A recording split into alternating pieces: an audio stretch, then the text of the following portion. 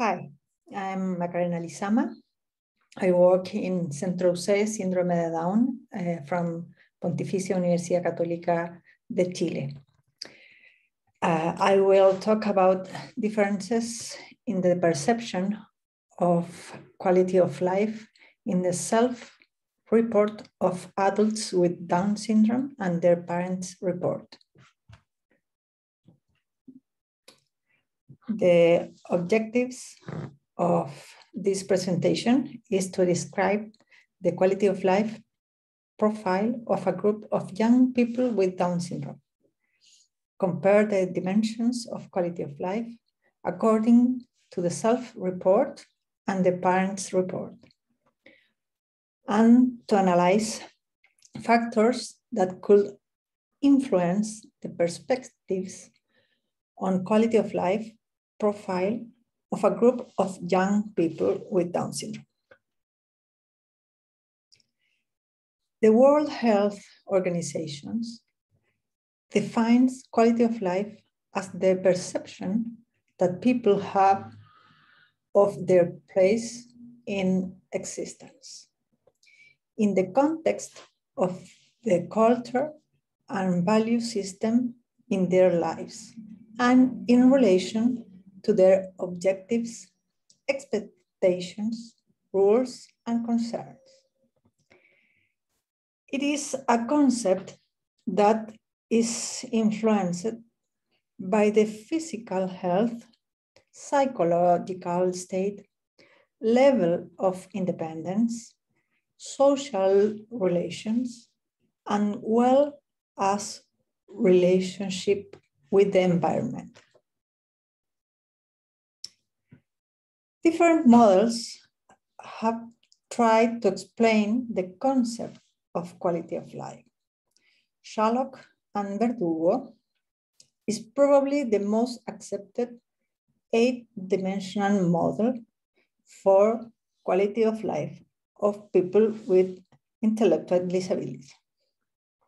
This model includes 8 dimensions that are emotional development, relationships, material well-being, personal development, physical well-being, self-determination, social inclusion, and rights.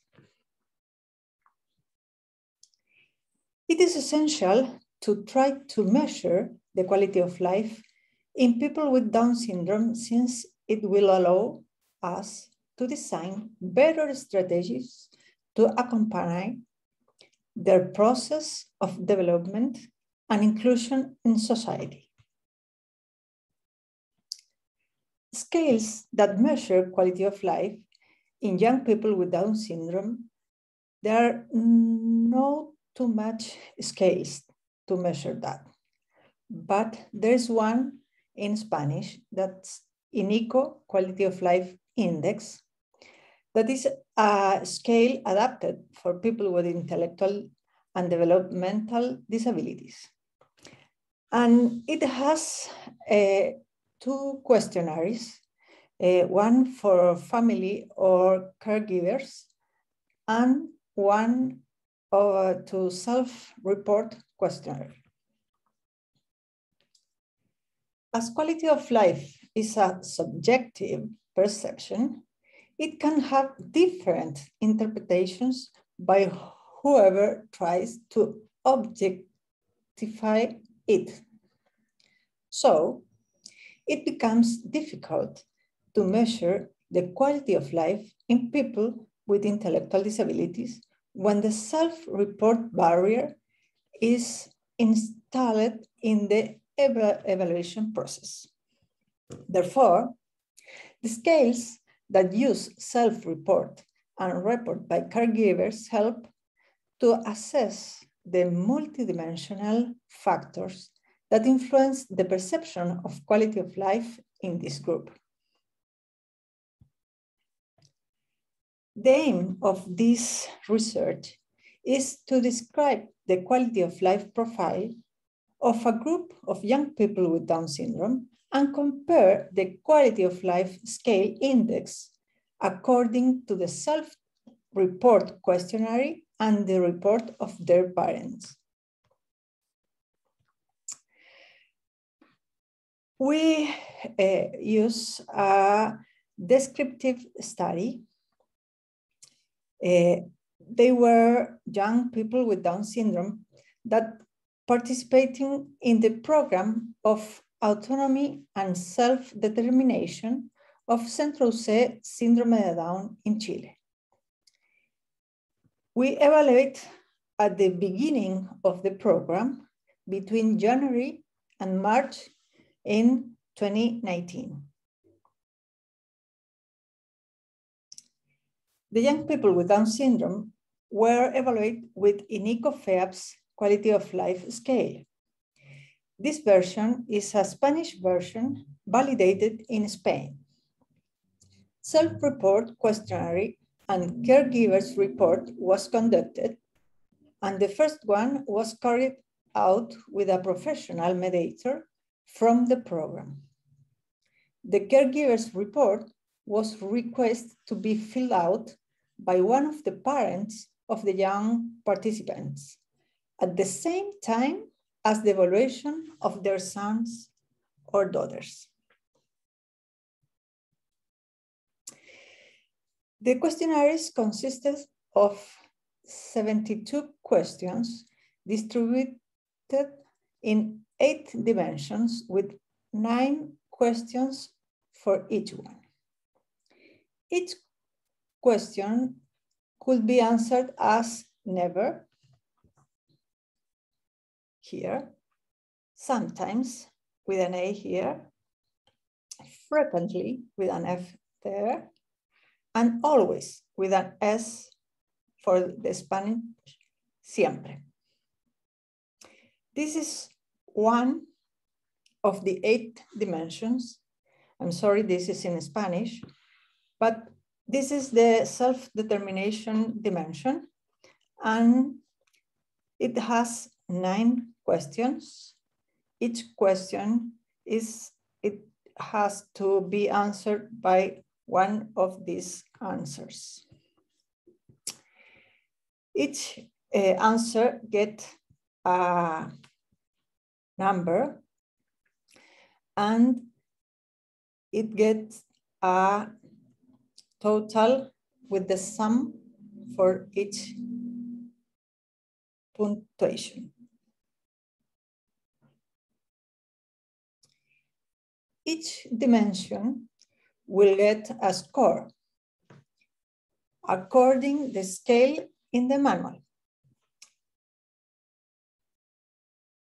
This score determines a percentile of the quality of life dimension. For example, here, the questionnaire for self-determination get 23 score.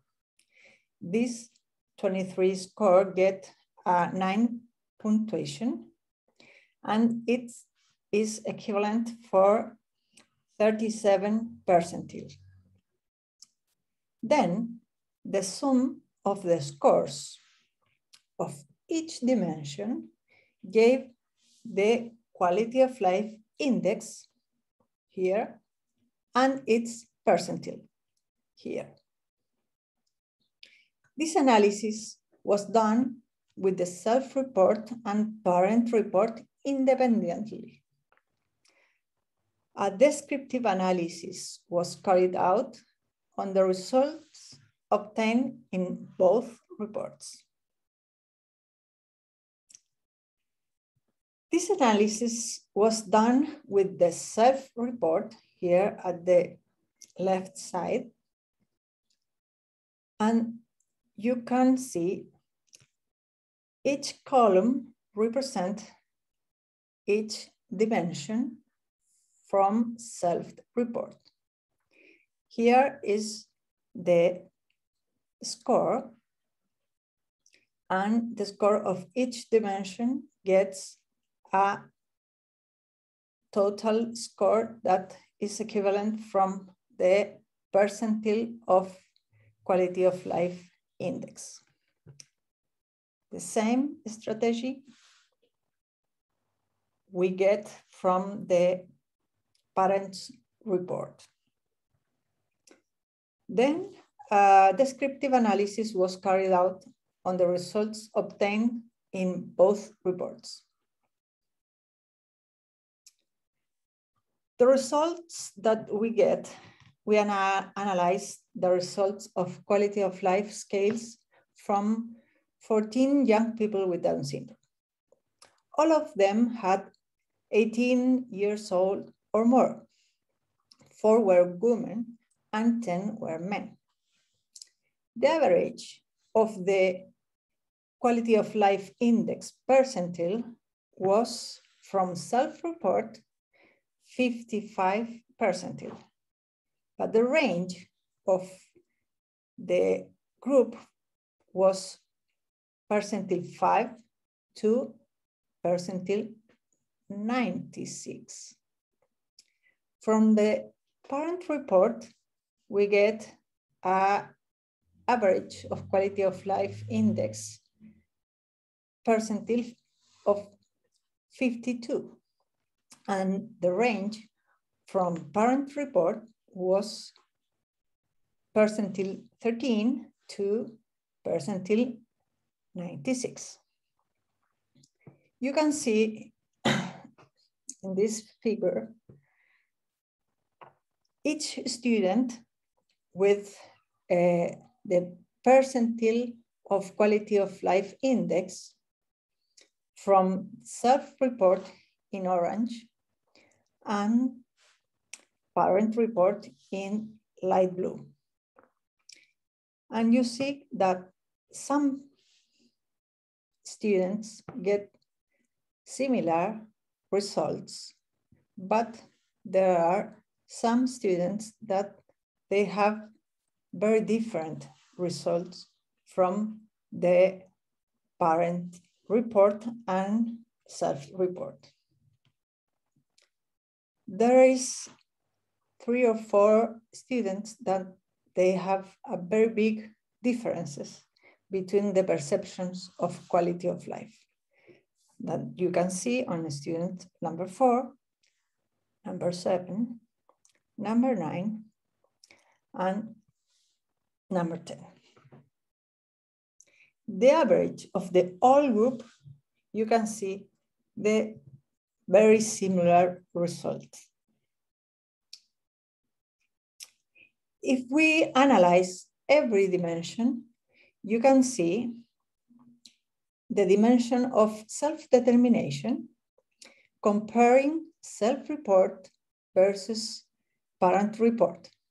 Self-report you will see on green bars and parent report in red bars. And you can see again that some of the students get very different results or scores for quality of life of self-determination dimension. And you can see that 3 of them get very different perception. That you can see that, for example, in student number 1, that parent report get 75 percentile of self-determination quality of life. But the self-report gets around 40%. So 5 to 4 from 14 students report similar quality of self-determination between young people and their parents' report. As a group, that you can see here in the average, parents report better quality of self-determination. For social inclusion, you can see that the average of the group, there are similar perceptions between self-report and parent report. But there is some students that we can see a very big differences for the perception about social inclusion. For the dimension that we can see rights, there is very similar perceptions between parents and from self-report. And you can see that 7 students get the same report from parents and their self. And the average, it was very similar, little over 50%. It was very similar for emotional development, but there were 5 people that have different perceptions from parents and their self. As a group, they get very similar perception about emotional development.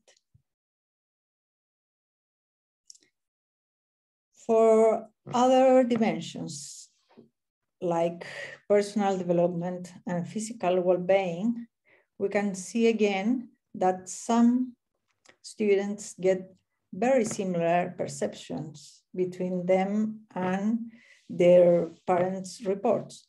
But there are always 3 or 4 students that get very different perceptions. And again, we can see for the 2 last dimension, that was relationships and material well-being, then you can see very differences between the perceptions in 4 or 5 students. In both dimensions, we can see a little differences in the average of the group.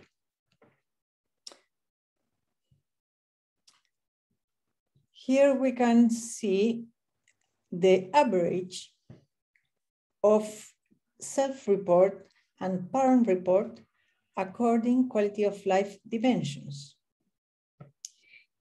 With blue, we get the percentile of each dimension from self-report. And for red, we can get the perception from parent report. And you can see that in general, all the dimensions were around 50 percentile in both perceptions, in both groups. But there was some dimensions that was a little more different perceptions, especially with personal development here, that the self-perception was better than the parent report, like physical well-being, that we get the similar results. And for the other hand, material well-being and self-determination, the parents report better quality than self-report.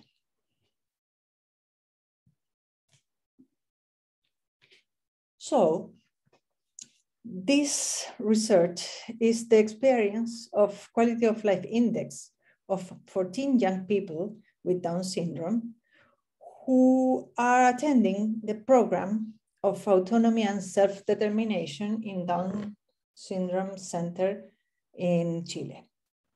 As group, they have acceptable quality of life, but there is a wide range between participants, with the best quality of life at percentile 96 and lowest quality of life at percentile 5. Personal development is the lowest dimension overall, but remains at an acceptable percentile. There were only 3 young persons that report a concordant perception of quality of life with their parents. The differences in perceptions between the young adults and their caregivers could be determined by different expectations, subjective components of the quality of life, level of intellectual disabilities that could influence the instrument response, and other factors probably that we didn't measure. It is important to interpret the results in an individual context. The result of quality of life evaluation could help to identify areas and issues of lower quality that can be assessed in daily life activities. Contrast expectations of the life plan between family and people with Down syndrome. It's the big aim that we can work. The results of quality of life evaluation could help to try to objectify the well-being of the individual person, to guide professional support and practice, and to evaluation of progress. This report provides information of quality of life index of a heterogeneous group of young people with Down syndrome, from whom we must continue promoting their improvement in quality of life, as well as contrast their own expectations with those of their parents. More research and local validation of quality of life scales is necessary to develop better tools to design specific therapeutics plans for each person. Thanks. We work with Victor Romero, Paula Cancino, and me, Macarena Lizama. If you have some questions or suggestions, we can talk with the email centroucdown@uc.cl.